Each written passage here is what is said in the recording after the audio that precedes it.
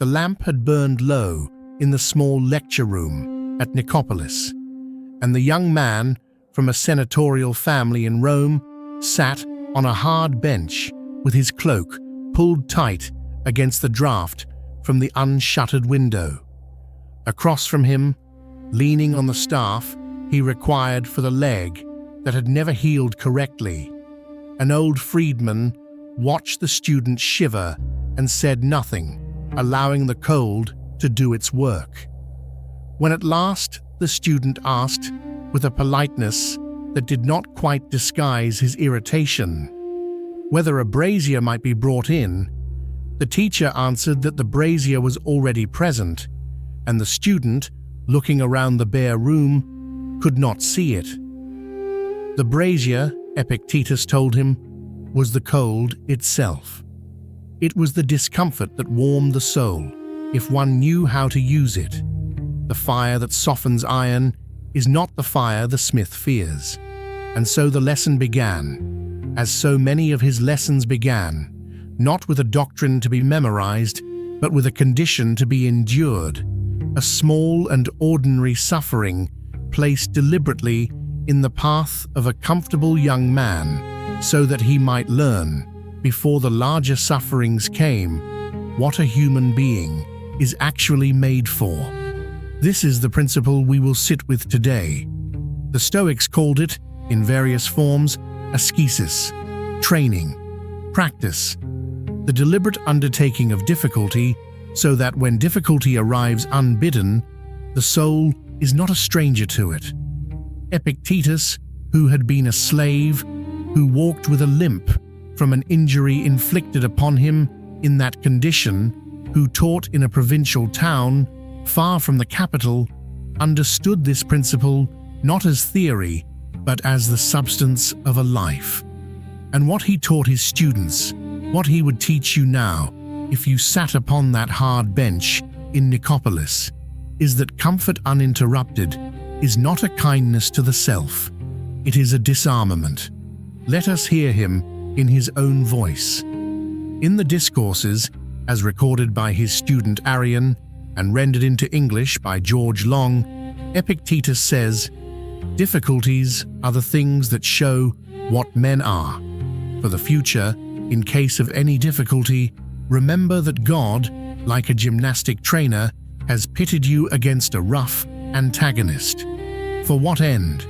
That you may become an Olympic conqueror, but it cannot be done without sweat." Consider what is being said here. The trainer does not match the wrestler against a weak opponent in order to make him feel strong. The trainer chooses the rough antagonist deliberately, knowing that the muscle which is never strained does not grow, that the breath which is never short does not deepen, that the mind which has never been pressed against something harder than itself remains soft. Epictetus is not telling his students that hardship is good in itself. He is telling them that hardship is the only material out of which a certain kind of human being can be constructed. The Olympic crown is not given to those who watched, and so the principle, stated plainly, is this: the wise man does not wait for life to deliver its inevitable difficulties before he learns how to bear them. He places small difficulties in his own path, willingly, while the stakes are still low, so that when the larger difficulties come, and they will come, he meets them as a craftsman meets familiar work. He has held this tool before. He knows its weight. He is not a beginner at the moment, when being a beginner would cost him everything.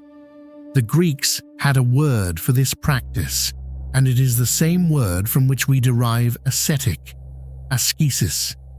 But we must be careful here, because the English word ascetic has acquired connotations the Greek word did not carry. Ascesis did not mean self-punishment. It did not mean the renunciation of the world. It meant simply training. The athlete in the gymnasium was performing ascesis. The musician at his instrument was performing ascesis, and the philosopher, who chose to sleep on the bare floor for a night, or to drink only water for a week, or to walk barefoot in the cold, was performing ascesis of a different kind, but of the same nature. He was training a faculty. He was making sure that the part of him which could endure was not allowed to atrophy through disuse. It is thus, Epictetus tells us, that we prepare, not by reading about difficulty, not by admiring those who have endured it, by undertaking it in small doses, deliberately, while we still have the choice. To understand why this principle mattered so urgently to Epictetus, we must understand the man and the conditions under which he lived. He was born around the year 55 in the city of Hierapolis in Phrygia, in what is now Western Turkey. He was born a slave. We do not know who his parents were. We know that his name, Epictetus, means simply acquired, which is to say that the name itself was the designation a slaveholder gave to property. He was not given a name in the way a free child is named. He was labeled. He came, at some point in his youth, into the household of a man called Epaphroditus, who was himself a freedman, and who had risen to become a secretary in the court of the Emperor Nero. So the boy who would become one of the most influential philosophers in the Roman tradition spent his formative years in the imperial city, in proximity to power of the most volatile and dangerous kind, owned by a man who served an emperor whose moods could end a household in a single afternoon. We are told by later sources that Epictetus's leg was broken or maimed during his enslavement. The story passed down, which may or may not be historical, but which his students believed, is that his master once twisted his leg in some cruelty, and Epictetus said calmly, "You will break it." And when the leg did break, he said, "Only I told you so." Whether or not this happened exactly as described, the lameness was real. He walked with difficulty for the rest of his life. He could not run. He could not ride easily. The body that carried him through more than 70 years was a body that hurt. At some point, while still in Rome and still enslaved, he was permitted to attend the lectures of the Stoic philosopher Musonius Rufus. This was an extraordinary thing. Musonius was one of the most respected teachers of his time, and to sit in his school was a privilege most free men could not arrange. That a slave was permitted this education tells us something about Epaphroditus, who was perhaps more generous than his service to Nero would suggest, or perhaps simply indifferent to where his property spent its hours. Whatever the reason, Epictetus encountered in Musonius the philosophy that would become the structure of his life. Musonius himself was a man who practiced what he taught. He had been exiled twice. He held that philosophy was not the privilege of the wealthy, but the necessary discipline of every human being who wished to live well. He taught that men and women alike should study it. He recommended a simple diet, plain clothing, the avoidance of luxury, and the regular undertaking of physical hardship as a means of preparing the soul. He was, in many ways, the source from which Epictetus drew the principle we are examining today. Epictetus was eventually freed. We do not know exactly when or why. Perhaps Epaphroditus granted him manumission as a reward for service. Perhaps it came later, after Nero's death, when many household arrangements were disrupted. What we know is that by the time he had reached middle age, Epictetus was a free man, teaching philosophy in Rome. And then, in the year 93, the Emperor Domitian, who had grown suspicious of philosophers, of intellectuals, of any class of person who might encourage citizens to think for themselves, expelled all philosophers from Italy. Epictetus, along with many others, was forced to leave. He settled in Nicopolis, a city on the western coast of Greece, founded by Augustus to commemorate his victory at Actium. There, in a modest house, he opened a school. It was not a grand institution. The lecture room was bare. Students sat on benches. He kept few possessions.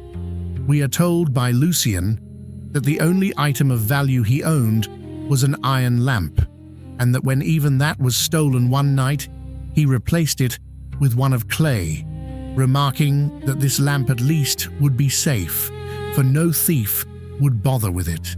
The story may be embellished, but it captures something true about the man. He had been a slave. He had been expelled. He had lost everything more than once. He had learned, by necessity at first, and then by choice, that the soul which depends upon possessions is the soul of a slave to those possessions, whether or not it wears the chains. The school at Nicopolis attracted students from across the empire. Young men of senatorial rank came to hear him. Hadrian, who would become emperor, is said to have respected him, and one student in particular, Flavius Arrian, took such careful notes that we now possess 4 books of the Discourses and the shorter Enchiridion, the manual, which have come down to us as the substance of what Epictetus taught. Epictetus himself wrote nothing. He spoke. The words we have are the words his students heard and preserved. Now we may ask how this principle, voluntary hardship, as preparation, actually functioned in the daily life of such a man. And the answer is more various, more practical, and more demanding than a modern reader might expect. Begin with the body. Epictetus taught that the body was a tool given to us for use, not an idol to be served. He recommended what Musonius had recommended before him, a simple diet, plain bread, water, perhaps some vegetables. Meat was permitted, but not pursued. Wine was permitted, but watered and rarely. The point was not that pleasure was evil. The point was that the soul, which required pleasure in order to function, had given away its sovereignty. If you cannot be at peace without your favorite wine, then your peace is not yours. It belongs to the merchant who supplies the wine. He recommended sleeping on hard surfaces from time to time, not always, not as punishment, but as practice, so that if you were ever required to sleep on a hard surface, perhaps because you were traveling, perhaps because you were imprisoned, perhaps because the empire had decided you were inconvenient and had expelled you to a foreign city, you would not lie awake in misery at the unfamiliarity of it. You would close your eyes as you had closed them many times before, and you would sleep. He recommended walking. He recommended cold. He recommended, on certain occasions, deliberate hunger, not to the point of harm, but to the point of acquaintance, so that the sensation of an empty stomach would not be a stranger when circumstance brought it unbidden. Listen to him on this directly. In the Discourses, again in Long's translation, if you wish to be a wrestler, look at the shoulders, the back, the thighs, for different things are suitable for different purposes.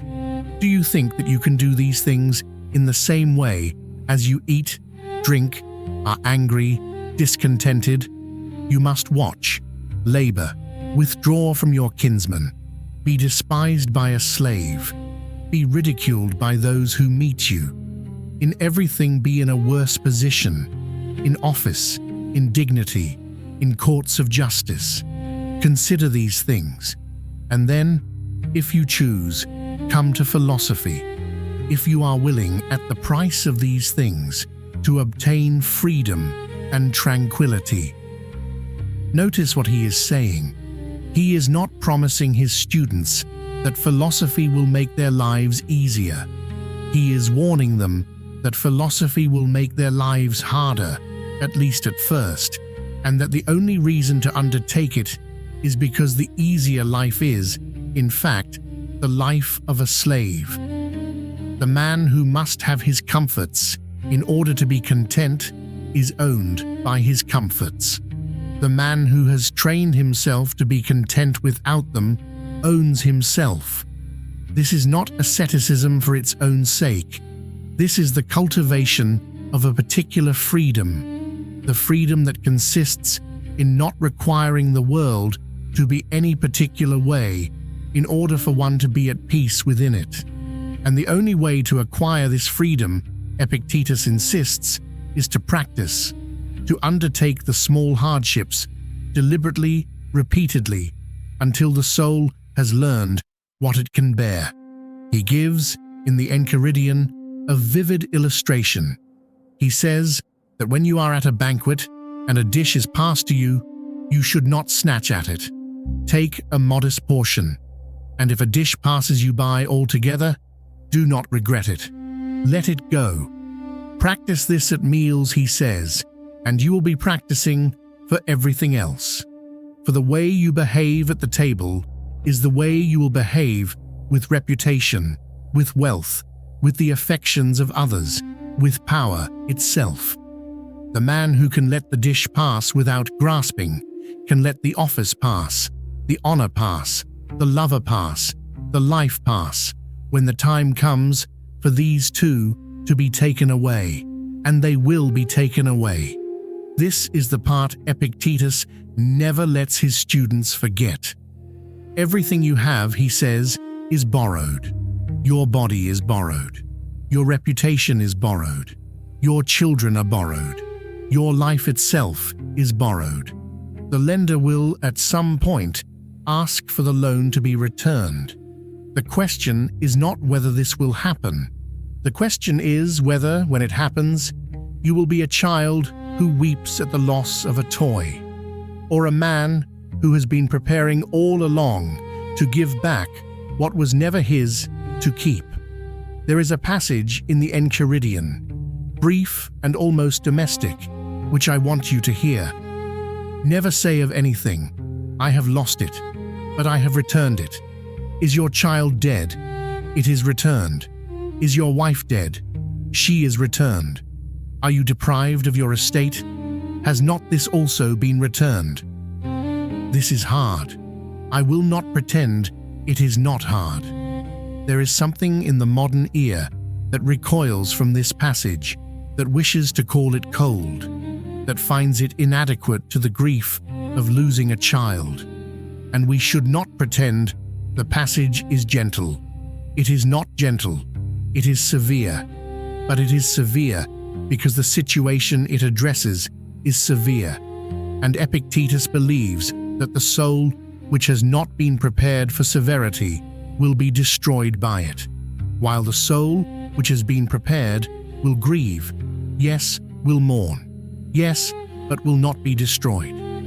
This is what the small ascesis is for: the bare floor, the plain meal, the cold room, the dish passed by. These are not the philosopher's hardships. These are his rehearsals. He is rehearsing in small things the disposition he will need in great things. He is making sure that when the great hardship comes, he is not encountering hardship itself for the first time. He has been here before, in miniature. He knows the country. He knows the road through it. So what is Epictetus actually teaching when we strip the principle to its essence? He is teaching that the human soul is shaped by what it practices, and that comfort, undisturbed and uninterrupted, is itself a practice. The man who has never been cold is not neutral with respect to cold. He has practiced, by his uninterrupted warmth, a certain fragility. He has trained his soul to require warmth. And when the warmth is withdrawn, by accident, by illness, by the indifferent operations of fortune, he will find that his soul has been disarmed by the very comfort he thought was protecting it. This is the deep paradox the principle exposes. We tend to think of comfort as the goal and hardship as the obstacle. Epictetus inverts this. Hardship, properly engaged, is the workshop in which the soul is built. Comfort, properly understood, is a tool, useful in its place, but dangerous when it becomes the whole of life. The soul that knows only comfort is not a strong soul that has been spared. It is a weak soul that has been allowed to remain weak. And so the practice he recommends is not punitive. It is not designed to make you suffer. It is designed to make you capable. The cold morning walk, the skipped meal, the hard bench, the plain cloak. These are not virtues in themselves. They are the materials out of which a certain capacity is constructed, a capacity which, when the real test comes, will be the difference between a soul that holds and a soul that breaks. Consider the structure of the lesson. Epictetus does not say, refuse all comfort. He does not say, live in a cave. He says, do not be owned by your comforts. Use them when they are present. Do without them when they are absent. And to make sure you can do without them when they are absent, practice doing without them sometimes when they are present. Choose occasionally to refuse what is offered, not because the refusal is good, but because the capacity to refuse is good, and the capacity must be practiced or it will atrophy. This is the structural teaching. The soul has capacities. Capacities require exercise. The exercise of the capacity to do without is voluntary hardship, and voluntary hardship, undertaken regularly, in proportion, with intelligence, produces a soul that is not at the mercy of circumstance. We are told, in the Discourses, that Epictetus once said to a student who was complaining about some minor inconvenience, "What then? Did you expect to come to the Olympic Games and not sweat?" The student had imagined that philosophy was something one could acquire without effort, as one acquires a coat or a meal. Epictetus is telling him, in effect, that philosophy is not a thing you acquire. It is a thing you become, and the becoming requires sweat. There is no other way. There is one more dimension to the teaching that we should not overlook. Epictetus believed that the soul, which had been prepared by voluntary hardship, was not merely more resilient, it was also more free. The man who has practiced doing without does not need to lie to keep what he has. He does not need to flatter the powerful to retain his position. He does not need to compromise his judgment to preserve his comforts. Because he has trained himself to live without these things, he is not held hostage by them. He can speak the truth. He can refuse the unjust order. He can leave the corrupt court. He is, in the deepest sense, free because he has practiced the freedom that consists in needing little. This is why, for the Stoics, ascesis was not separate from ethics. The capacity to live well, to act justly, to speak honestly, depended upon the prior capacity to do without. A man who could not bear hunger could be bought with food. A man who could not bear cold could be bought with a fire. A man who could not bear discomfort of any kind could be bought eventually with the promise of comfort. And once bought, he was no longer his own. He belonged to whoever held the leash. Epictetus, who had worn the leash literally, understood this with a precision that no free-born philosopher could quite match. He knew, in his bones, what it was to be owned. And he taught his students who are mostly free-born and mostly comfortable, that the chains of comfort were no less real than the chains of iron, and that the only way to break them was to practice, in advance, the capacity to live without what comfort offered. So I leave you, as Epictetus might have left a student walking out into the cool evening at Nicopolis, with this: you will, at some point in your life, encounter a hardship you did not choose. Illness, perhaps. Loss.